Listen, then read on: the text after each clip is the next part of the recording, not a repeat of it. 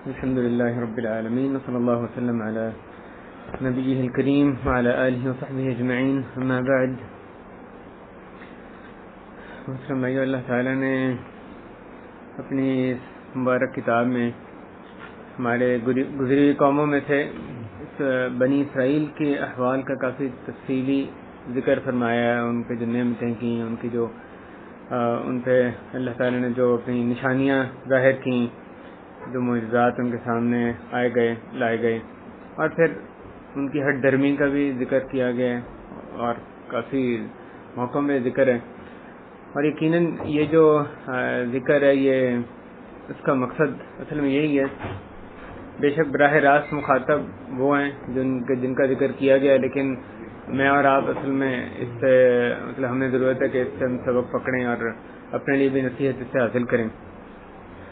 اس میں آج اللہ کی توفیق سے جس دن آیات کے تعلق سے ہم بات کریں گے، سورہ بقرہ کی جو پہلے سپارے میں جہاں پہ دوسرا ربع شروع ہوتا ہے اس سپارے کا، اس کے آگے جو آیات ہیں اس میں اللہ تعالیٰ نے بنی اسرائیل کو خطاب کیا ہے. جہاں پہلی دفعہ خطاب شروع ہوتا ہے، یا بنی اسرائیل اذکروا نعمتی التی انعمت علیکم، اے بنی اسرائیل تم یاد کرو وہ نعمت یا وہ نعمتیں جن کا تم پر میں نے انعام کیا ہے. تو اس میں اس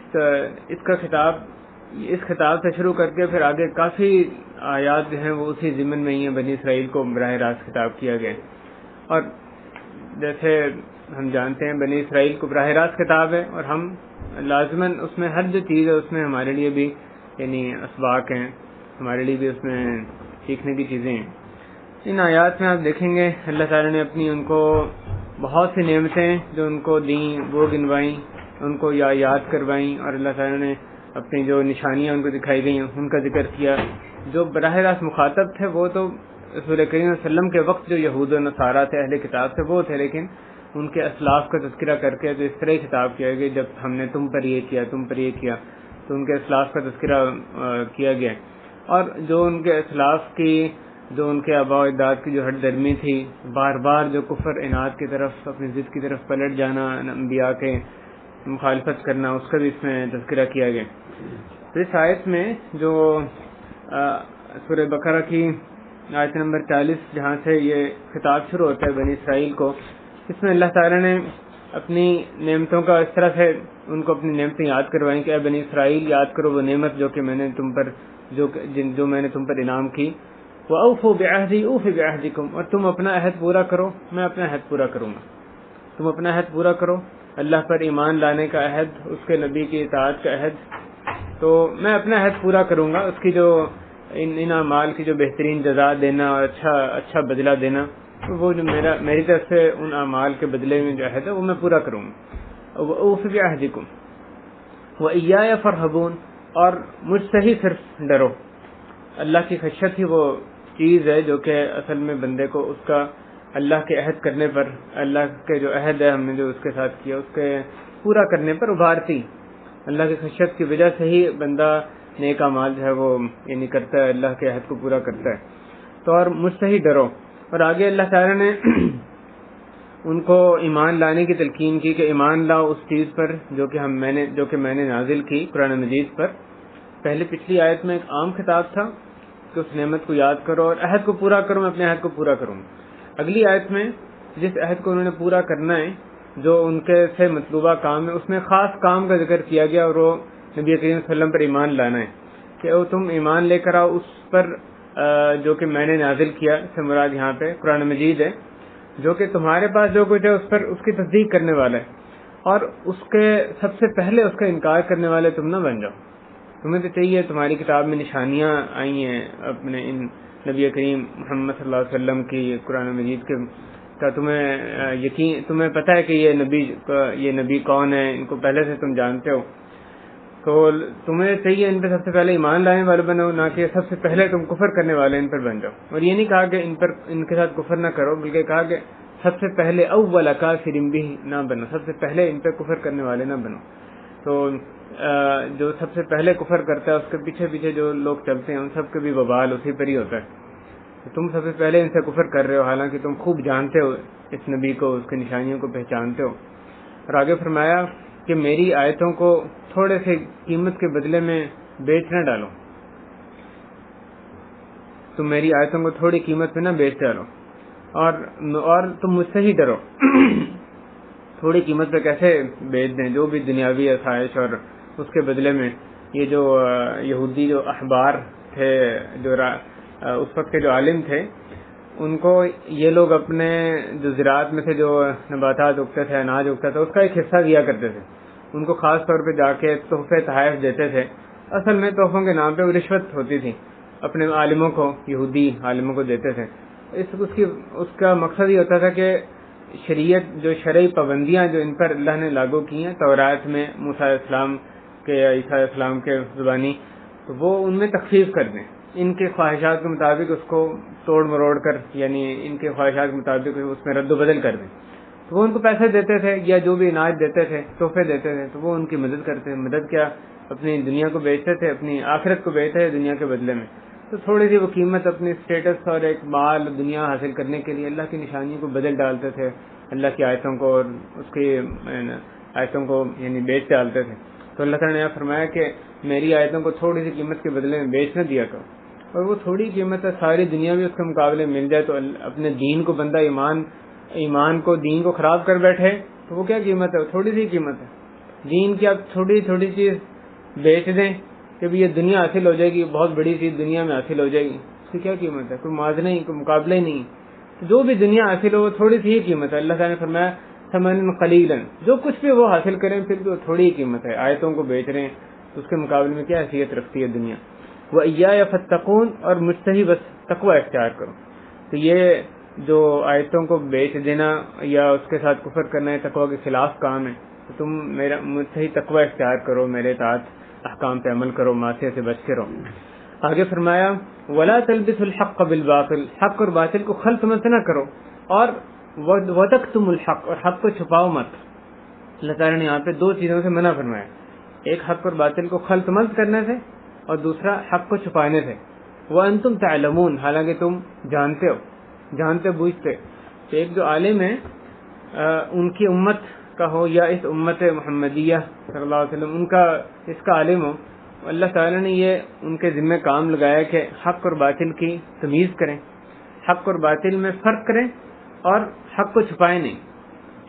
ایک تو حق کو باطل سے الگ کر کے دکھائیں کہ یہ باطل الگ ہو جائے، حق الگ ہو جائے، لوگوں پہ وہ خلط ملط نہ ہو، لوگوں کو اس طرح سے یہ کھول کے بیان کیا جائے کہ حق کیا ہے، اللہ نے کیا فرمایا، کیا اس کو پسند ہے، کیا نہیں پسند۔ حق اور باطل میں خلط مت نہ کرو، اور حق کو چھپاؤ بھی مت۔ جو اس کو حق پتہ ہے عالم کو، اس کے ذمے اللہ نے یہ لگایا کہ وہ اس کو کھول کر بیان کرے، اور اس کے بدلے میں کوئی معاوضہ جیسے یہ یہودی عالم کرتے تھے وہ اس کا کوئی انتظار نہ کرے معاوضے کا، بلکہ اللہ کے لیے وہ اس ذمہ داری کو پورا کرے۔ جو حق اس کو پتہ ہے اس نے لوگوں کو بتانا ہے، پھر اس لیے کہ اللہ تعالیٰ کو خوش کرنا ہے، اللہ نے اس کی ذمہ داری لگائی، جیسے دیگر آیات میں اللہ تعالیٰ نے اس کی وضاحت فرمائی۔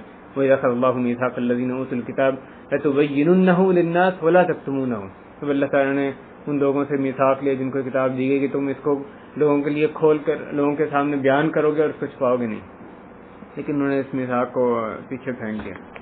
تو یہ اللہ تعالیٰ نے منع فرمایا حق اور باطل میں خلط مت نہ کرو، اور یہ تو اہل باطل کا شیوا رہتا ہے، حق باطل میں خلط ملط کرنا، یعنی نرا باطل اگر اس میں سے حق کو بالکل نکال دیں، خالص باطل لوگوں کے سامنے پیش کریں تو ان پہ وہ اس کے جال میں نہیں پھنستے، مشکل پھنستے ہیں۔ تو وہ جب حق اور باطل میں خلط ملط کیا جاتا ہے، باطل پیش کیا جا رہا ہے لیکن اندر حق بھی تھوڑا سا ساتھ اس کے اندر چھپا ہوا ہے، یا ایک حق ہے اس کے اندر باطل چھپا کے پیش کرتے ہیں، پھر اس کو لوگ قبول کر لیتے ہیں، کیونکہ وہ پھر اشکال ان کو پیدا ہو جاتا ہے کہ پتہ نہیں یہ حق ہے کہ باطل ہے، جب خلط ملط کیا جاتا ہے۔ اگر خالص باطل پیش کریں تو وہ مقصد ان کا حاصل نہیں ہوتا، لوگ اس کو ایسے قبول نہیں کرتے۔ تو یہ اس لیے کوشش رہتی ہے دشمنوں کی کہ حق باطل میں خلط ملط کر کے پیش کریں تاکہ ان کے باطل جو ہے رواج پکڑ لیں، اور باطل اور حق کو نہ چھپاؤ انتم تعلمون، جبکہ تم جانتے بوجھتے ہو۔ وَأَقِیمُوا الصَّلَاةَ، اور آگے ان کو ایمان لانے کے بعد آگے ان کو جو بعض مخصوص نیک اعمال اس کا حکم دیا گیا، نماز قائم کرو، زکوٰۃ دو، اور وَارْكَعُوا مَعَ الرَّاكِعِينَ، اور رکوع کرنے والوں کے ساتھ رکوع کرو۔ تو اللہ تعالیٰ نے جو عملی چیزیں جن کا ان کو یہاں حکم دیا، جن 3 چیزوں کا تذکرہ فرمایا، ایک نماز قائم کرنا، لہٰذا نماز ہماری امت میں نہیں، پہلی امت میں بھی بنی اسرائیل کو بھی اس کا حکم دیا گیا، اور زکوٰۃ ادا کرنا اور بعد جماعت نماز پڑھنا۔ ارکعوا مع الراکعین، صرف یہ نہیں کہ رکوع کرو، رکوع کرنا ہے رکوع کرنے والوں کے ساتھ۔ تو یہ آیت جو بعد جماعت کے واجب ہونے کی جو دلائل ان میں سے ایک دلیل ہے، ارکعوا مع الراکعین، رکوع کرنے والوں کے ساتھ رکوع کرنا ہے، ان کے ساتھ مل کے رکوع کرنا ہے، یعنی بعد جماعت نماز پڑھنی ہے۔ تو مردوں پہ بعد جماعت نماز پڑھنا یہ واجب ہے، یعنی جیسے کہ دیگر بہت سی احادیث سے یہ ثابت ہے۔ وارکعوا مع الراکعین، اس کے آگے اللہ تعالیٰ نے ان کی سرزنش ایک اور چیز پہ فرمائی، اتأمرون الناس بالبر وتنسون انفسکم، کہ کیا تم لوگوں کو نیکی کا حکم دیتے ہو، اپنے آپ کو بھلا دیتے ہو، وتنسون انفسکم وانتم تتلون الکتاب، حالانکہ جبکہ تم کتاب کی تلاوت کرتے ہو، کتاب الہی کی تلاوت کرتے ہو۔ تو اللہ تعالیٰ نے یہاں پہ ان کی جس بات پہ پکڑ کی، لوگوں کو تو حکم دیتے ہو، برائی سے روکتے ہو، اچھائی کا ان کو حکم دیتے ہو، لیکن اپنے آپ کو حکم نہیں دیتے، اپنا آپ تمہارا اس سے پیچھے، اس سے بری ہے کہ اس کو بھی کوئی حکم دینا ہے، اس پہ کوئی تطبیق کرنی، اس پہ انتباہ کرنا ان چیزوں کا ضروری نہیں ہے۔ اس آیت میں یہ اصل میں جس چیز پہ سرزنش کی جا رہی ہے یہ کہ اپنے آپ کو بھلا بیٹھتے ہیں، اس چیز پہ سرزنش نہیں کی جا رہی کہ اپنے آپ کو تم نے بھلا دیا تو پھر تم کیوں حکم دے رہے ہو، یہ دونوں چیزوں میں فرق ہے نا۔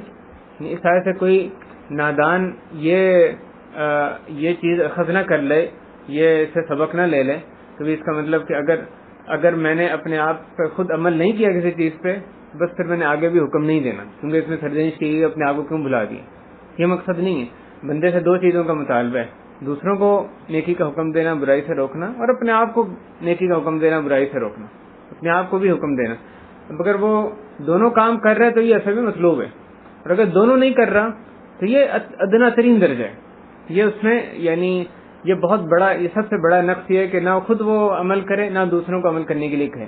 اگر وہ صرف دوسروں کو کہہ رہا ہے اور اپنے آپ کو بھولا ہوا ہے تو وہ دونوں کے مابین ہے، وہ اس سے بہتر ہے جو کہ دوسروں کو بھی نہیں کہتا اور اپنے آپ کو بھی بھولا ہوا ہے، لیکن اس سے کم تر رہے، اس پہ اس کی سرزنش کی جائے گی کہ تم اپنے آپ کو کیوں بھلایا ہوا ہے، تم نے اپنے آپ کو کیوں بھلایا ہوا۔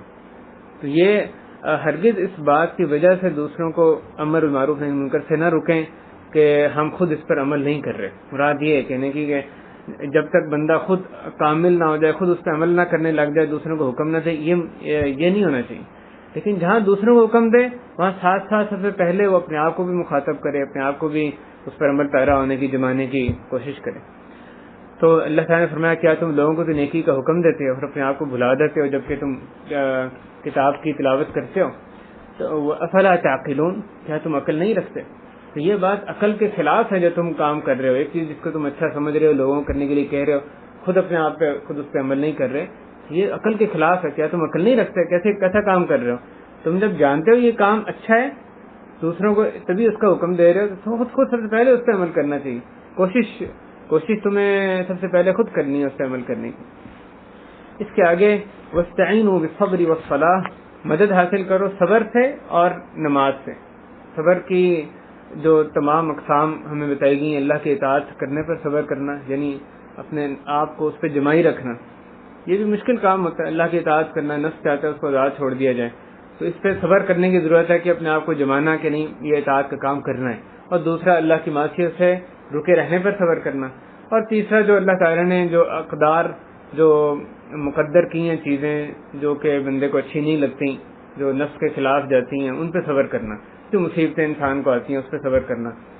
تو ان تمام قسم کے صبر، اس سے اللہ تعالیٰ نے اپنے تمام امور میں ہمیں مدد حاصل کرنے کے لیے کہا ہے، استعینوا، مدد حاصل کرو صبر سے، اور اسی طرح نماز سے مدد حاصل کرو۔ نماز سے بھی جیسے رسول اللہ صلی اللہ علیہ وسلم کو جب کوئی کسی چیز میں پھنس جاتے، کوئی مشکل آتی تو وہ نماز کی طرف پلٹتے تھے، نماز کی طرف لپکتے تھے۔ کان اذا حزبه امر فزع الى الصلاۃ، جب ان پہ کوئی کام پھنس جاتا، مشکل ہوتی تو وہ لپکتے، جلدی کرتے نماز کی طرف۔ یہ صحابہ کی سیرت سے بھی اس طرح کے واقعات ملتے ہیں، جب کوئی مصیبت آتی تو وہ نماز سے مدد حاصل کرتے، یعنی جلدی کرتے نماز پڑھنے میں۔ فإن اللہ مع الصابرین، بے شک اللہ تعالیٰ صبر کرنے والوں کے ساتھ ہے۔ اس سے یہ شاید کا اختتام نہیں ہے، بلکہ اس میں فرمایا گیا وَاسْتَعِينُوا بِالصَّبْرِ وَالصَّلَاةِ، اس کے آگے فرمایا وَإِنَّهَا لَكَبِيرَةٌ إِلَّا عَلَى الْخَاشِعِينَ، کہ یقیناً یہ ایک بڑا کام ہے، مشقت والا کام ہے سوائے ان لوگوں کے جو کہ خشوع اختیار کریں۔ تو نماز پڑھنا اللہ تعالیٰ نے فرمایا ایک مشکل کام ہے، یہ ایک بڑا کام ہے، نفس کو بھاری لگتا ہے، نفس پہ بڑا ہے، سوائے ان کے جو کہ خشوع اختیار کرتے ہیں، جو کہ اللہ کے سامنے عاجزی، اللہ کے سامنے جھکنے والے ہیں، ان کو یہ کام مشکل نہیں لگتا۔ تو نماز پڑھنی مشکل لگے گی کس شخص کو؟ جس کا ایمان کمزور ہوگا۔ جیسے اللہ تعالیٰ نے آگے ان کی صفات فرمائی ہیں۔ خاشعین کون لوگ ہیں؟ وہ لوگ الذین یظنون، جو یہ یقین رکھتے ہیں کہ وہ اپنے رب سے ملاقات کرنے والے ہیں، اور یہ کہ وہ اپنے رب ہی کی طرف پلٹنے والے ہیں۔ تو جس شخص کو آخرت کے حساب کتاب کا پختہ یقین ہوگا، جنت کا یقین ہوگا، دوزخ کا یقین ہوگا، اپنے رب سے ملاقات، اس کے سامنے کھڑے ہونے کا احساس اس کے ذہن میں ہوگا، اس کے لیے کوئی بھاری نہیں ہوگی نماز۔ جب آپ کو کبھی مشکل لگنے لگے تو آپ یہ آیت ذہن میں لیں کہ یہ نماز مشکل ہے مگر ان لوگوں کے لیے الا الخاشعین، سب خشوع اختیار کرنے والوں کے لیے جو کہ اپنے رب سے ملاقات کا یقین رکھتے ہیں اور اس بات کہ انہوں نے اس کی طرف پلٹ کے جانا ہے۔ جس کو اس پر ایمان پختہ ہے، جس کا ایمان پختہ ہے، اس کو تو اس میں لذت آتی ہے، اس کی حلاوت نصیب ہوتی ہے، اس کو مشکل نہیں لگتی کہ نماز پڑھنی جو ہے۔ اللہ تعالیٰ ہمیں بھی انہی لوگوں میں سے بنائے جو خشوع اختیار کرنے والے ہیں۔ آگے اللہ تعالیٰ نے فرمایا، دوبارہ سے ان کو مخاطب کیا بنی اسرائیل کو، اور اپنی نعمتیں گنوانی شروع کی۔ یا بنی اسرائیل، اے اسرائیل کی اولاد۔ اسرائیل حضرت یعقوب علیہ السلام کو کہتے تھے۔ اسرائیل کا عبرانی زبان میں ترجمہ ہے کہ اللہ کے بندے، یعنی عبداللہ، جیسے عبداللہ اسی طرح وہی معنی ہے اسرائیل کا۔ تو اسرائیل اللہ کے بندے، یعقوب علیہ السلام، بنی اسرائیل یعنی یعقوب علیہ السلام کی اولاد، ان کو بنی اسرائیل کہا جاتا ہے۔ تو اے اسرائیل کی اولاد، بنی اسرائیل، یاد کرو نعمت جو کہ میں نے تم پر انعام کیا ہے۔ یہ آیت جیسے پہلے گزری، دوبارہ سے اس کی تاکید کی اللہ تعالیٰ نے انہی الفاظ میں دوبارہ اس سے تکرار فرمایا، لیکن آیت کا اختتام مختلف ہے۔ وہاں پہ تھا وَأَوْفُوا بِعَهْدِي أُوفِ بِعَهْدِكُمْ، یہاں پہ ہے وَأَنِّي فَضَّلْتُكُمْ عَلَى الْعَالَمِينَ، اور یہ بات یاد کرو کہ میں نے تمہیں سارے جہان والوں پر فضیلت بخشی، ان پہ برتری تمہیں دی تھی۔ تو ان کے دور کے جتنے لوگ تھے ان پر ان کو فضیلت بخشی گئی۔ یہ مراد نہیں قیامت تک آنے والوں کے لیے، ورنہ اس امت محمدیہ کو باقی امتوں پر شرف بخشا گیا، فضیلت بخشی گئی، لیکن ان کے دور کے جو لوگ تھے ان تمام پہ ان لوگوں کو جو موسیٰ علیہ السلام کی جنہوں نے پیروی کی، اسرائیل کی جو اولاد تھے بنی اسرائیل، ان کو فضیلت بخشی گئی تھی۔ تو یہ بھی اللہ کی طرف سے ایک نعمت ہے، اللہ نے گنوائی کہ دیکھو تمہیں میں نے فضیلت بخشی ہے، اور اللہ تعالیٰ نے ہمیں اس امت محمدیہ میں پیدا فرمایا، اس امت کو دوسری امتوں پر فضیلت بخشی۔ یقیناً یہ بھی ایک نعمت ہے اللہ کی، جیسے یعنی فضیلت بخشنا یہ اللہ کی ایک رحمت ہے، نعمت ہے، جس کا بنی اسرائیل کو گنوائی گئی، اور یقیناً اپنے آپ پہ بھی اس میں غور کرنے کی ضرورت ہے کہ اللہ کی نعمت ہے کہ ہمیں اس نے اس امت کا حصہ بنایا، اور اس کا ہمیں حق ادا کرنے کی کوشش کرنی چاہیے۔ اور آگے اللہ تعالیٰ نے ان کو تلقین کی اپنے سے تقوی اختیار کرنے کی، کہ ڈرو اس دن سے جس دن کے کوئی نفس دوسرے نفس کے کوئی کام نہ آئے گا، جبکہ کوئی جان کسی دوسری جان کو فائدہ نہ دے گی، اور نہ ہی اس سے کوئی سفارش قبول کی جائے گی، اور نہ ہی کوئی فدیہ قبول کیا جائے گا۔ جیسے دوسری آیت میں اللہ نے فرمایا کہ اگر وہ ملء الارض ذهبا ولو افتدى به، کہ ان سے پوری زمین بھر بھی وہ اگر سونا دے دیں اس دن فدیہ میں، پھر بھی ان سے قبول نہیں کی جائے گی، خواہ وہ اس کا فدیہ باقی دے ہی کیوں نہ دیں، تب بھی ان سے قبول نہیں کیا جائے۔ اور آخری چیز کہ ولا هم ينصرون، نہ ہی ان کی مدد کی، نہ ہی وہ مدد کیے جائیں گے۔ یہاں پہ 4 چیزوں کی نفی کی گئی، قیامت کے دن کے حساب سے 4 چیزوں کی نفی کی گئی۔ ایک یہ کہ ایک بندہ خود کسی کو فائدہ دے سکتا ہو، یعنی اس صورت میں فائدہ اس کی اپنی ملکیت ہے، اس کی اپنی استطاعت ہے فائدہ دینا، تو ایسا کوئی بندہ نہیں ہوگا جو خود اس قابل ہو کہ دوسرے کو فائدہ دے سکے۔ لا تجزی نفس عن نفس شیئا، کوئی بھی چیز یعنی چھوٹا بڑا فائدہ، ادنا ترین فائدہ بھی وہ دوسرے کو نہیں دے سکے گا قیامت کے دن۔ اور جو دوسری چیز جس کی نفی کی گئی کہ ایسا فائدہ جو اس کی اپنی ملکیت نہیں ہے، کسی اور سے وہ فائدہ حاصل کیا جائے، لیکن معاوضے دے کے فائدہ حاصل کیا جائے، اس کو کہا جائے فدیہ، لا یأخذ منها عدل، اسے فدیہ نہیں لیا جائے گا، یا معاوضے کے بغیر سفارش کی جاتی ہے۔ سفارش یہ ہوتا ہے وہ فائدہ نہیں دے سکتا، لیکن ایک اور ذات فائدہ دے سکتی ہے، اس کے بعد جا کے جو یہ بندہ سفارش کرتا ہے فلاں کو، یا آپ جو فائدہ آپ کی ملکیت میں ہو اس کو دے دیں، اس کو سفارش کرتے ہیں، تو سفارش بھی قبول نہیں کی جائے گی۔ اور آخری چیز کا جس کا یہاں پہ انکار کیا گیا کہ نہ ہی ان کی مدد کی جائے گی۔ پہلی جو جس چیز کی نفی کی گئی تھی اس میں یہ کہ کوئی برائی اسے دور نہیں کر سکے گا، یہاں پہ مدد اس کی کوئی مدد نہ کر سکے گا، یہاں پہ اس کو کوئی اچھائی نہیں پہنچا سکے گا۔ تو نہ کوئی کسی نفس سے خود کوئی برائی دور کر سکے گا، کوئی مصیبت دور کر سکے گا، نہ خود اس کو فائدہ دے سکے گا، اور نہ وہ جو کوئی نفس جو ہے وہ فدیہ دے کے خواہ زمین بھر سونا ہی تو نہ دے تب اللہ تعالیٰ سے کوئی فائدہ حاصل یعنی اسے اپنے آپ کو اس کے عذاب سے چھڑوا سکے گا، اور نہ ہی بغیر معاوضے کے ایک شخص جو سفارش کرے سوائے ایسے کہ جس کے اللہ تعالیٰ جس کے راضی ہوں، جس سفارش پہ، جس شفاعت سے اور جس کے لیے سفارش کی جا رہی ہے اس پہ بھی راضی ہوں، تو پھر وہ یعنی وہ استثنائی چیز ہے، اس کی وہ ایک شفاعت جو ہے قابل قبول ہوگی، ورنہ کوئی اور شخص اپنی مرضی سے کسی کے لیے سفارش کر کے اس کو اللہ کے عذاب سے بچا نہیں سکے گا۔ یہ ساری چیزوں کی نفی کی گئی کہ اپنے عمل ہی صرف اس دن کام آنے، اور کوئی چیز کام آنے والی نہیں ہے۔ کوئی بندہ دوسرے کو نہ فائدہ دے گا، نہ کسی کا مال کام آنے، نہ کوئی اور چیز، اپنا جو عمل بندہ لے کے جائے گا وہی اس کے قیامت کے دن کام آنے۔ وَإِذْ نَجَّيْنَاكُمْ، آگے اللہ تعالیٰ نے بنی اسرائیل کو اپنی نعمتوں کی تفصیل گنوانی شروع کی، جبکہ ہم نے تمہیں نجات دی آل فرعون سے جو کہ تمہیں سخت ترین عذاب دیتے تھے، بہت سخت عذاب دیتے تھے۔ کیا عذاب دیتے تھے؟ یذبحون ابناءکم ویستحیون نساءکم، تمہارے بیٹوں کو ذبح کر دیتے تھے اور تمہاری عورتوں کو زندہ رکھتے تھے۔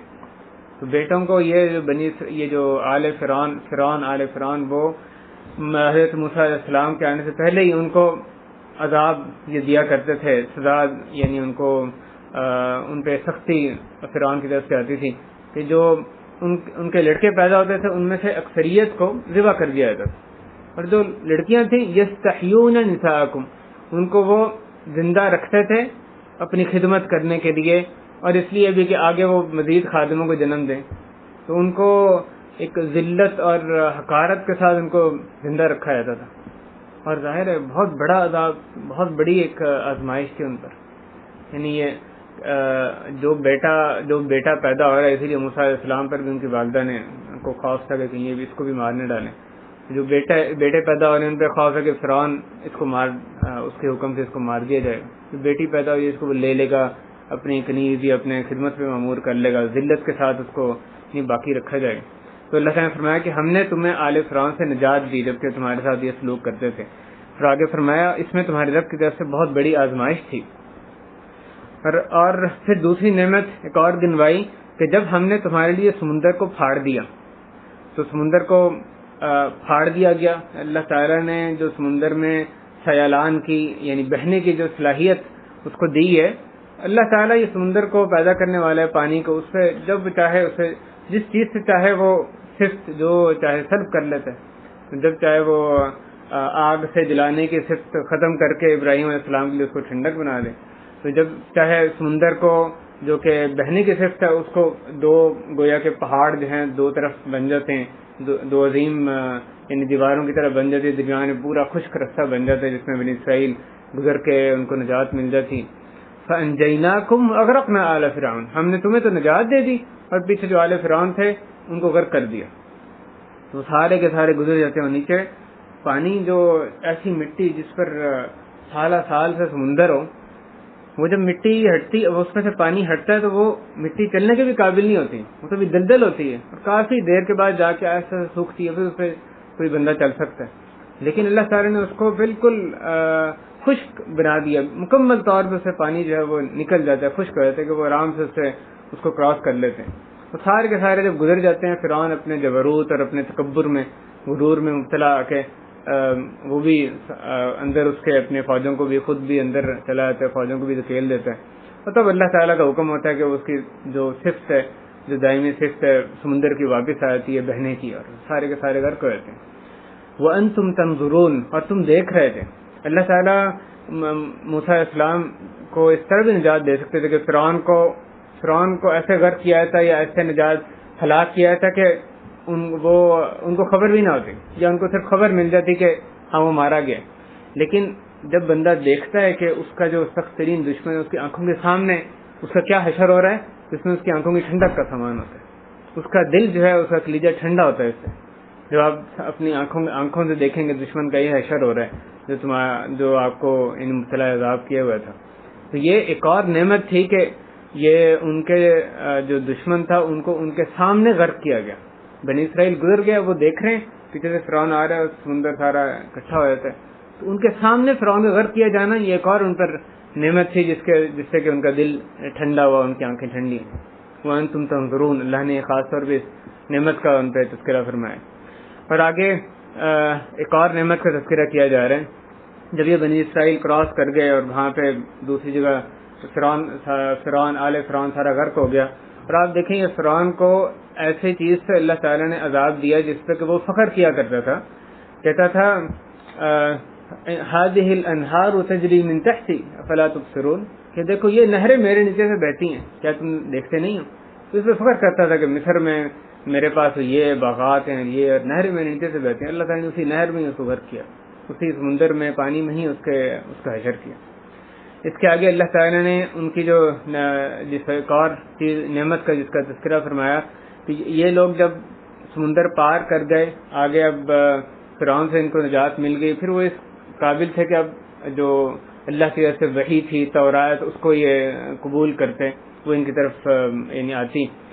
تو اس جگہ پہ جا کے اب موسیٰ علیہ السلام کے ساتھ وعدہ کیا گیا. وَإِذْ وَاعَدْنَا مُوسَىٰ 40 لَيْلَةً، جب ہم نے موسیٰ علیہ السلام سے وعدہ کیا 40 راتوں کا، پہلے 30 راتوں کا کیا گیا، پھر 10 راتیں اور مزید اس میں اضافہ کر دیا گیا. وہ یہ 40 راتیں کیا کرتے رہے؟ کوہ طور پہ جا کے موسیٰ علیہ السلام ان کو بلایا گیا، جا کے کوہ طور پہ 40 دن گزار رہے ہیں. اس کے بعد اللہ تعالیٰ نے ان کو تورات دی. کیا کرتے رہے 40 دن؟ اللہ کی عبادت کرتے رہے. اللہ تعالیٰ نے ان کو تیار کرنے کے لیے، اپنی وحی کے لیے تیار کرنے کے لیے کہ تورات ان پر نازل ہو، ان کو یہ حکم دیا کہ 40 دن تک، یہ 40 راتوں تک اللہ کی عبادت کریں، بالکل لوگوں سے الگ تھلگ ہو کے خلوت میں رہ کے اللہ کی عبادت کریں. 40 دن انہوں نے جو عبادت کی، پھر اللہ تعالیٰ نے پہ تورات جو نازل کی. تو اس سے علماء نے بھی سبق بیان کیا کہ جو یعنی سبق حاصل کرنے کے لیے، وحی قبول کرنے کے لیے، علم سیکھنے کے لیے اپنے آپ کو تیار کرنا جو بھی مناسب طریقہ ہے، نفسیاتی طور پہ اپنے آپ کو تیار کرنا. اور اس میں ایک نہایت معاون چیز عبادت ہوتی ہے. بندہ جب اللہ کی عبادت خشوع سے کرتا ہے، اس میں کثرت کرتا ہے، تو اس کے لیے علم حاصل کرنا، جو اللہ کی وحی کو قبول کرنا، وہ بھی آسان ہو جاتا ہے. تو اللہ تعالیٰ نے جب فرماتے ہیں جب ہم نے موسیٰ علیہ السلام سے وعدہ کیا 40 راتوں کا، اور تم نے پیچھے سے کیا کیا؟ ثم اتخذتم العجل من بعده، تم نے جو بچھڑا تھا اس کو اپنا معبود بنا لیا موسیٰ علیہ السلام کے چلے جانے کے بعد. وانتم ظالمون، اور تم اپنے آپ پہ ظلم کرنے والے تھے. جب یہ ساری فرعون سے نجات اللہ تعالیٰ نے دلائی، ان کی آنکھوں کے سامنے اس کو غرق کر دیا، اور پھر وہ دوسری طرف چلے گئے، کیا کیا نعمتیں یعنی اللہ کے جو نشانیاں بھی انہوں نے دیکھ لیں. اور موسیٰ علیہ السلام جاتے ہیں تورات لینے کے لیے، حالانکہ پیچھے ہارون علیہ السلام ان کے پاس تھے، ان کو منع بھی کرتے رہے، لیکن وہ جاتے ہیں پیچھے سے بچھڑے کی بات شروع کر دیتے ہیں. جو بچھڑا جو ایک ان کے جو جواہرات تھے، جو زیور، جو سونا انہوں نے سامری کو دیا، جیسے طٰہٰ میں تفصیل اس کی بیان ہوئی ہے، اس نے اس سے ایک بچھڑا بنایا، اس سے کچھ آواز آتی تھی، اس کی عبادت کرنے لگے. اللہ تعالیٰ نے فرمایا دیکھتے نہیں تھے کہ نہ وہ بولتا ہے نہ سنتا ہے، یعنی بچھڑا ایک جو بے جان چیز، اس سے کچھ بس آواز آتی ہے، اس کی عبادت کرنے لگے ہیں. کیسی عقل پہ، یعنی جو مشرک شرک کرتا ہے اس کی واقعی عقل پہ پردہ پڑ جاتا ہے. یہ ایک نہایت ہی یعنی بھیانک چیز تھی، ہٹ درمی تھی کہ کس طرح سے چند دنوں کے لیے موسیٰ علیہ السلام جاتے ہیں تو پیچھے سے وہ بچھڑے کی بات شروع کر دیتے ہیں. اس میں ایک سبق یہ بھی نکلتا ہے، جیسے مفسرین نے بیان کیا کہ جو عالم کا غائب ہونا ہے اس کی وجہ سے اس جگہ پہ شرک بدعات کا زیادہ پھیلاؤ ہوتا ہے، انتشار ہوتا ہے. کسی جگہ سے جب عالم چلا جائے، غائب ہو جائے، خواہ اس کی مجبوری ہے نہیں مجبوری، لیکن عالم وہاں سے جب چلا جاتا ہے یا کسی جگہ پہ نہیں ہوتا تو اس وجہ سے، اس کے نہ ہونے کی وجہ سے اس جگہ پہ زیادہ امکان ہوتا ہے شرکیات اور بدعات جو خرافات منتشر ہونے کا. جس میں موسیٰ علیہ السلام نے جب گئے، تم نے اس کے بعد بچھڑے کو معبود بنا لیا اور تم ظلم کرنے والے تھے. اتنی بڑی انہوں نے قباحت کی، اس کے باوجود اگلی آیت میں اللہ نے فرمایا ثم عفونا عنکم من بعد ذلک، پھر اس کے بعد ہم نے تمہیں معاف کر دیا. لعلکم تشکرون، شاید کہ تم شکر کرو. اللہ کے ساتھ شرک کر رہے ہیں، بچھڑے کو معبود بنا لیا، جو کہ سب سے بنیادی پیغام ہر نبی کا، موسیٰ علیہ السلام کا بھی، دوسرے انبیاء کا بھی، توحید کا پیغام، اس کی مخالفت کر رہے ہیں، شرک کرنے لگ گئے. پھر بھی اللہ تعالیٰ فرماتے ہیں ہم نے تمہیں معاف کر دیا. اور جیسے معافی کی اگلی آیت میں تفصیل آ رہی ہے، ہم نے تمہیں معاف کر دیا، شاید کہ تم شکر گزار بندے بنو، شاید کہ تم شکر کرو. اور اس معافی کا جو تذکرہ وہ ایک آیت چھوڑ کے اگلی آیت میں کیا جا رہا ہے. اس سے اگلی آیت میں اللہ تعالیٰ نے تورات سے ذکر فرمایا ہوئے جاتے ہیں موسیٰ الکتاب والفرقان، اور جب ہم نے موسیٰ علیہ السلام کو کتاب دی، تورات دی، اور فرقان حق باطل میں فرق کرنے والی اور حلال حرام میں فرق کرنے والی جو کتاب تھی وہ ان کو عطا فرمائی، لعلکم تہتدون، شاید کہ تم ہدایت یافتہ بن جاؤ. تو یہ بھی اللہ تعالیٰ نے ان پر ایک نعمت گنوائی کہ ہم نے موسیٰ علیہ السلام کو تمہارے لیے کتاب دی تھی. تو یہ ہمارے پاس جو اللہ کی کتاب آنا، اللہ کا کتاب نازل کرنا، یہ بہت بڑی نعمت ہے. اور پھر یہ کتاب جو قیامت تک کے لیے محفوظ ہے، جیسی آئی تھی ویسے ہی آج بھی ایک حرف کے رد و بدل کے بغیر ہمارے پاس موجود ہے، ہماری ہدایت کے لیے، لعلکم تہتدون، شاید کہ تم ہدایت یافتہ بن جاؤ. اللہ نے اپنی یہ نعمت گنوائی ہے کہ دیکھو تم پہ میں نے کتاب نازل کی، تورات بنی اسرائیل پہ نازل کی. اور آگے یہ جو ان کی پچھلے آیت میں جس اجمال کا تذکرہ ہے توبہ قبول کرنے کا، اس کی تفصیل اگلی آیت میں آ رہی ہے کہ جب موسیٰ علیہ السلام نے اپنی قوم سے کہا کہ اے میری قوم، تم نے یقیناً اپنے آپ پہ ظلم کیا، ظلمتم انفسکم، یہ کام کر کے کہ تم نے بچھڑے کو معبود بنا لیا، یہ تم نے اپنے آپ پہ ظلم کیا. اب اس کی توبہ کیا ہے؟ اللہ تعالیٰ نے ان کا بہت شدید طریقہ، ایک سخت طریقہ ان پہ توبہ کا مقرر فرمایا. فتوبوا الی بارئکم، اپنے باری کی طرف توبہ کرو، اپنے پیدا کرنے والے بہترین طریقے سے اپنے پیدا کرنے والے کی طرف توبہ کرو. فاقتلوا انفسکم، اپنے آپ کو قتل کرو. تو اللہ تعالیٰ نے ان کی توبہ کے لیے کیا شرط لگائی؟ اپنے آپ کو قتل کریں. فاقتلوا انفسکم، کس طرح قتل کریں؟ مفسرین بیان کرتے ہیں شاید اس سے مراد یہ کہ وہ اسلحہ لے کے جو ایک دوسرے کو جو جس کی زد میں آئے اس کو وہ قتل کر دے، یا وہ لوگ جنہوں نے کہ ان میں سے ظلم نہیں کیا تھا، بچھڑے کو معبود نہیں بنایا تھا، وہ ان کو قتل کریں جنہوں نے معبود بنایا تھا. بعض نے کہا ان پہ تاریخ کر دی گئی، یہ بات کہتے ہیں اس کے بغیر ہی قتل کیا، اللہ عالم. لیکن ان لوگوں نے ایک دوسرے کو اس قدر قتل کیا، اس قدر وہ اللہ کے حکم سے قتل کیا کہ موسیٰ علیہ السلام کو یعنی خوف لاحق ہونے لگا اپنی قوم پر. بہت کثیر تعداد میں جو ان کی اللہ کے حکم سے وہ ایک دوسرے کو انہوں نے قتل کیا. فاقتلوا انفسکم ذالکم خیر لکم عند باریکم، یہ تمہارے باری کی طرف باری اللہ تعالیٰ کے ہاں زیادہ بہتر ہے تمہارا ایک دوسرے کو قتل کرنا. تو توبہ کرنا اللہ کے ہاں، اور اس کا جو طریقہ اللہ نے تم پر مقرر فرمایا ہے کہ تم ایک دوسرے کو قتل کرو، کہ اللہ کے ہاں زیادہ تمہارے لیے بہتر ہے. فتوبوا الی بارئکم فاقتلوا انفسکم ذالکم خیر لکم عند باریکم فتاب علیکم انہ هو التواب الرحیم. پس اس نے تم پر توبہ کی، یقیناً بہت توبہ کرنے والا اور رحم فرمانے والا ہے. یہ ان کی جو اتنا سخت طریقہ مقرر کیا گیا توبہ کا، یہ جو ان کی کام جو انہوں نے کیا تھا اس کے حساب سے تھا. اللہ تعالیٰ کی نشانیاں دیکھ کے، معجزات دیکھ کے، موسیٰ علیہ السلام جو نشانیاں لے کر آئے، کھلی نشانیاں، وہ ساری دیکھ کے، اور پھر نعمتیں جو اللہ نے ان پر نازل فرمائی تھیں، ان کو نجات دی تھی فرعون سے، دیگر نعمتیں بھی، وہ سب کچھ دیکھ کے پھر موسیٰ علیہ السلام چند دن کے لیے جاتے ہیں تو بچھڑے کی بات شروع کر دیتے ہیں.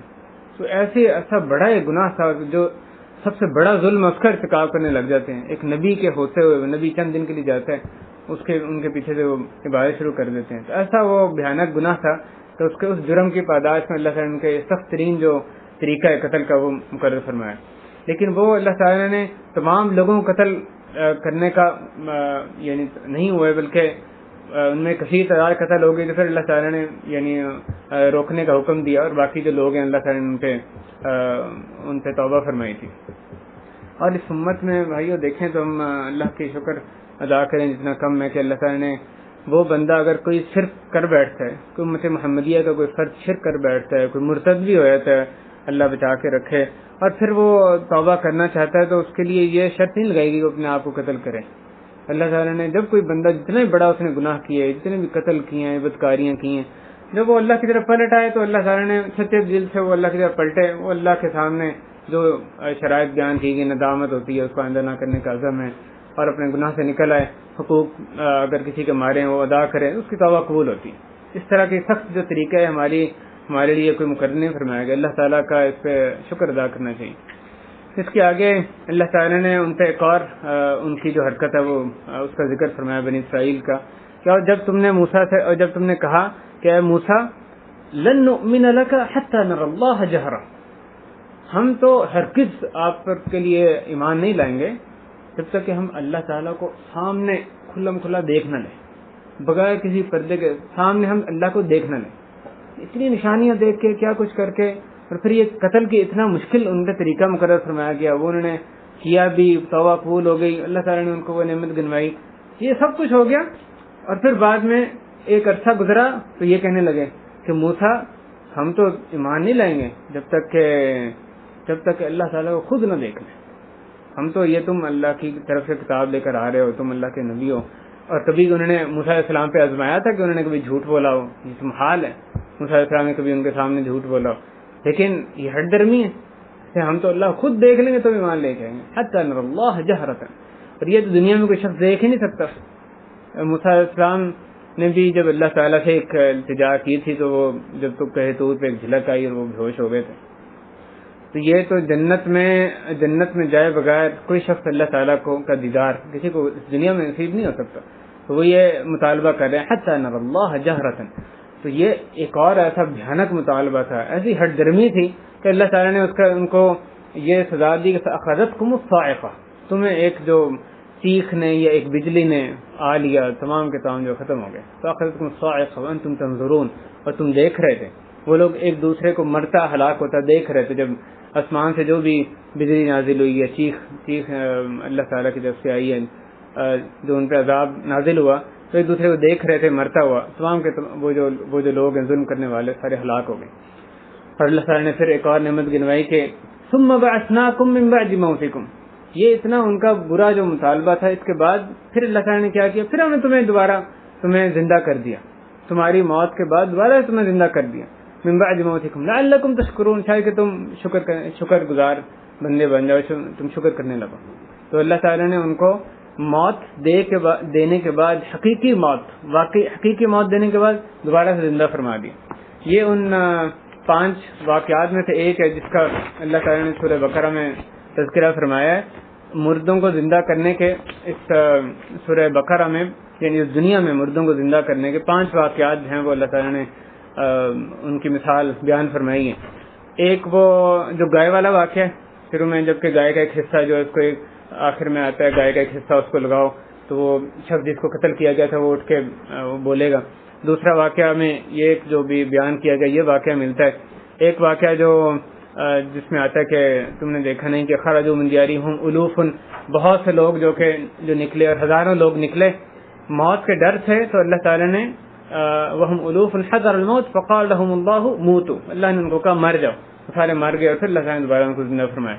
اور ایک واقعہ اس اللہ کے بندے کا جس نے جو ایک خراب بستی کو دیکھا، اس نے کہا اللہ تعالیٰ اس کو کیسے زندہ کریں گے، تو وہ اس سے اللہ تعالیٰ نے اس کو موت دے دی اور 100 سال تک وہ اس کو موت آئی رہی، پھر اللہ نے اس کو زندہ کیا اور اس کے گدھے کو بھی زندہ کیا۔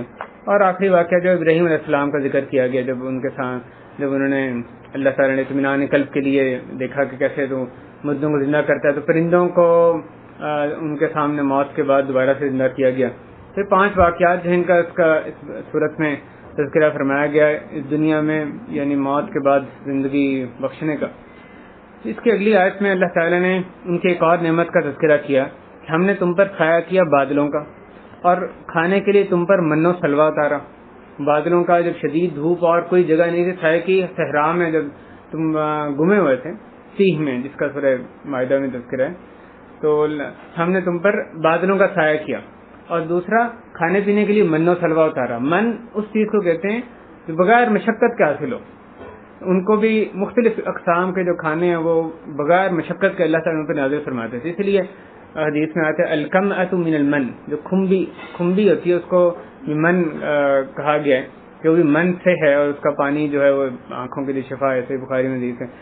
یہ جو اس لیے یعنی ایسے نباتات یا ایسا اناج جو کہ بغیر انسان کو بغیر مشقت حاصل کی ہے، جو رزق اس کو مل جاتا ہے، اس کو من کہا جاتا ہے۔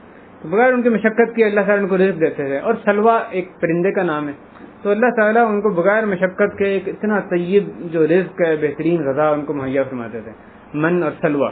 کلوا من طیبات ما رزقناکم، جو کچھ ہم نے تمہیں رزق دیا اس میں سے جو طیب چیزوں میں سے کھاؤ. اور ظاہر اس کا مفہوم یہ ہے کہ جو طیب چیز نہیں ہے اس میں سے نہیں کھانا. جو خبیث چیز ہے کھاؤ، بذات خود خبیث ہے، جیسے خنزیر ہے یا کتا ہے یا اس طرح شراب، یا وہ کسب کے حساب سے، کمائی کے حساب سے خبیث ہے، کوئی رشوت ہے یا سود ہے، کمائی کے حساب سے خبیث ہے، تو اس میں سے نہیں کھانا، صرف طیبات میں سے کھانا ہے. وما ظلمناہم، ہم نے ان پہ ظلم نہیں کیا، ولکن کانوا انفسہم یظلمون، بلکہ وہ خود ہی اپنے آپ پہ ظلم کرتے تھے. یہ آگے جو 30 کے بعد جب وہ لوگ بیت المقدس میں داخل ہوئے تھے تو اس کا آخری جو آیات ہے اس میں اس کا تذکرہ فرمایا جا رہا ہے کہ اور جب ہم نے کہا کہ تم اس بستی میں داخل ہو جاؤ، بیت المقدس کی جو بستی تھی، اس بستی میں داخل ہو جاؤ، بس اس میں سے کھاؤ جیسے تم دل چاہے، جیسے تمہارا دل چاہے، خوب فراوانی کے ساتھ، رغدن. بس یہ ہے کہ اللہ تعالیٰ کا تم نے کیسے اس کے سامنے جھک کر جانا ہے. وادخلوا الباب سجدا، سجدہ کرتے ہوئے تم نے اس دروازے سے اندر جانا ہے. اس پہلے دور میں شہروں کے بستیوں کے دروازے ہوا کرتے تھے، تو اللہ تعالیٰ نے ان کو حکم دیا تھا دروازے سے سجدہ کرتے ہوئے جانا ہے. یا یہ مراد ہے کہ جب تم اس میں سے گزرو تو اس کے بعد سجدہ شکر کرنا ہے، یا شکر کے طور پہ تم نے نماز پڑھنی ہے، تو سجدہ کرتے ہوئے اللہ کے سامنے جھک کر تم نے جانا ہے. اور زبان سے بھی کہنا وقولوا حطۃ، زبان سے بھی کہو کہ حطہ، اے اللہ معاف کر دے، ہمارے گناہ جو ہیں جھڑ دیں. اگر تم یہ کرو گے تو ہم تمہیں کیا جزا دیں گے کہ نغفر لکم خطایاکم، تمہارے جو گناہ ہیں ہم تمہیں وہ معاف فرما دیں گے، اور احسان کرنے والوں کو ہم اور زیادہ دیں گے. اس آیت میں اللہ تعالیٰ نے ان کو جو عاجزی کا حکم دیا انہوں نے اس کے بالکل برخلاف، وہ کہ داخل کیسے ہوئے، ہٹ درمی. دیکھیں بنی اسرائیل، جو شخص جس کے طبیعت میں ہوتا ہے ضد اور ہٹ درمی، جو نعمتیں جو نشانی اللہ کی دیکھ لیتا ہے پھر بھی اس کی وہ طبیعت جو خباثت ہے وہ اس کی غالب رہتی ہے. اس کو نہ کوئی دیکھ کے اب یہ بستی میں داخل ہو رہے ہیں، اللہ تعالیٰ ان کو ایک طرح سے حکم دے رہے ہیں عاجزی کے ساتھ داخل ہونے کا. وہ کیسے داخل ہوئے؟ صحیح حدیث میں آتا ہے کہ یہ لوگ اپنی پیٹھ کے بل داخل ہوئے. اللہ نے سجدے کی حالت میں یا رکوع کے جھک کر داخل ہونے کے لیے کہا، وہ پیٹھ کے بل پیچھے سے داخل ہوئے، اپنا رخ دوسری طرف کر کے پیٹھ کے بل داخل ہوئے. حدیث میں آتا ہے یزحفون علی استاہہم، وہ اپنے پیٹھ کے بل گھسٹتے ہوئے اس شہر میں داخل ہوئے. اور دوسرا اللہ نے کہا حطۃ، اللہ معاف کر دے، یہ کہہ رہے تھے حنطۃ. حدیث میں آتا ہے انہوں نے اس میں تحریف کی، یہ کہتے تھے کہ گھیوں یا گندم، یعنی یا حبۃ فی حنطہ حبۃ فی شعیر، اس طرح کے الفاظ ہیں حدیث میں کہ ہمیں جو ہے اللہ گھیوں چاہیے، گھیوں ملے. تو کہاں یہ کہ اللہ تعالیٰ ان کو معافی طلب کرنے کے، یہ جو ہے یعنی ایسی ہٹ درمی ہے، ایسی ضد ہے کہ اللہ تعالیٰ کی مخالفت اللہ تعالیٰ معاف کرے. دیکھیں آپ کیسی اللہ تعالیٰ ان کی مثال، ان کو چیزیں گنوا رہے ہیں کہ تمہیں میں نے کیسے داخل ہونے کا حکم دیا، کال فیل دونوں سے انہوں نے مخالفت کی. الٹے داخل ہوتے ہیں اور زبان سے بھی اللہ کی معافی کی درخواست نہیں کرتے، بلکہ الٹا کہتے ہیں حنطۃ کو حنطۃ بنا دیں. یہ تحریف ہے قرآن مجید میں، یعنی اللہ کے کلام میں تحریف جو شروع دور سے چلی آ رہی، اب بھی تحریف ہوتی. اب اس تحریف کی صورتیں اور اس سے بدل کے ہوتی ہیں. کوئی کہتا ہے یہ جو آیتیں ہیں نا قرآن کی، یہ جن سے کہ دشمن ناراض ہو جاتے ہیں، ان سے ہمارے علاقہ تعلقات جو خراب ہو جاتے ہیں، یہ کوئی جہاد کے بارے میں ہوں، ولا اور برا، دوستی دشمنی کی آیتیں ہوں، تو یہ اس طرح کی آیتیں ساری ان کو نہ پڑھا کرو. پھر اگر بات نہ مانی جائے پڑھنی ہے تو وہ کہتے ہیں ٹھیک ہے پڑھا کرو، لیکن ان کی تو کم از کم تفسیر ان کی نہ کیا کرو، ان کی تشریح نہ کیا کرو. یہ ساری جو چیزیں یہ مختلف صورتیں یعنی اللہ کے کلام میں تحریف کی. تو اللہ تعالیٰ ہمیں تحریف سے بچا کے رکھے. لفظی تحریف، معنوی تحریف، دونوں بہت بڑا جرم ہے جس سے انسان اللہ تعالیٰ کے عذاب کا، آسمانی عذاب کا مستحق بن جاتا ہے. جیسے اللہ تعالیٰ نے یہاں فرمایا جب انہوں نے یہ کام کیا فبدل الذین ظلموا، تو جن لوگوں نے ظلم کیا انہوں نے بات بدل دی، حطۃ کے بجائے حنطۃ کہا، سوائے اس کے جو ان سے کہی گئی تھی، یعنی اس کو چھوڑ کے دوسری بات انہوں نے کہی. پھر ہم نے ان ظالم لوگوں پر آسمان سے عذاب نازل کیا. تحریف جو انسان کرتا ہے اللہ کے کلام میں، اس کا یہی اللہ کے عذاب کا اپنے آپ کو مستحق کر لیتا ہے. اسی پر ہی ہم اتفاق کرتے ہیں، وقت پورا ہو گیا. اللہ تعالیٰ میں جو ان کی صفات ہیں بنی اسرائیل کی، جو خباثتیں اللہ نے ان کی گنوائی، بری صفات، ہٹ درمی جس کا ذکر کیا، اللہ تعالیٰ ہمیں اپنے آپ کو اس سے بچا کے رکھنے کی توفیق عطا فرمائے. اور یقیناً یہ ساری چیزیں ان کو گنوائی جا رہی ہیں، قیامت تک کے لیے سارے مسلمانوں کے بھی اس میں اسباق ہیں. تو ہمیں اپنے آپ ہمارے لیے اس میں اسباق رکھیں کہ ان تمام صفات سے اپنے آپ کا تمام صفات کے تعلق سے اپنا آپ کا کڑے طریقے سے محاسبہ کریں کہ ہمارے اندر صفات نہ ہوں، اللہ کے سامنے ہم جھکنے والے ہوں. آپ رسول اللہ علیہ وسلم کی سیرت دیکھیں، اس کے برخلاف جب وہ مکہ میں داخل ہوتے ہیں اور صحابہ کرام داخل ہوتے ہیں کیسے عاجزی تھی. رسول اللہ علیہ وسلم کے قریب تھا کہ ان کی جو ان کے جو ٹھوڑی ہے وہ ان کی جو رحل جو اس کی ان کے اونٹ سے یعنی ساتھ لگ جاتی، اس قدر جھکے ہوئے تھے. مطلب مکہ میں جا کے انہوں نے وہاں پہ یعنی نماز پہلے ادا فرمائی خانہ کعبہ میں مسجد الحرام میں. تو وہ کس طرح سے ان کی عاجزی تھی، اور ان لوگوں کی ہٹ درمی دیکھیں کیسے انہوں نے یعنی کیا اللہ کے احکام کے ساتھ کیا کیا. تو اللہ تعالیٰ احکام کے سامنے جھکنے والا بنا دے، ہمیں حق کے سامنے جھکنے والا، باطل کو باطل ہمارے پر باطل اس کا ہونا یہاں ہو جائے اور اس سے ہمیں بچنے والا بنا دے.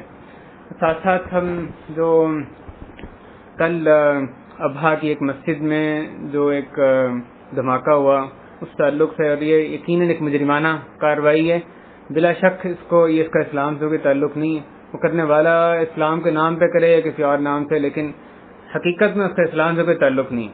تو یہ اس سے ہم برات اختیار کرتے ہیں، اور جو لوگ ایسی چیزوں میں یہاں پہ یا ہمارے ملکوں میں ملوث ہیں، ہم اللہ تعالیٰ سے دعا کرتے ہیں اللہ سے ان سے انتقام لے لیں اور ان کا مد مقابل بن جا. اللہ ہمیں ایسی سازشوں سے، دشمنوں کی سازشوں سے ہمیں بچائی رکھ، اس کی سازشوں کو ہمارے پر آشکارا فرما دے.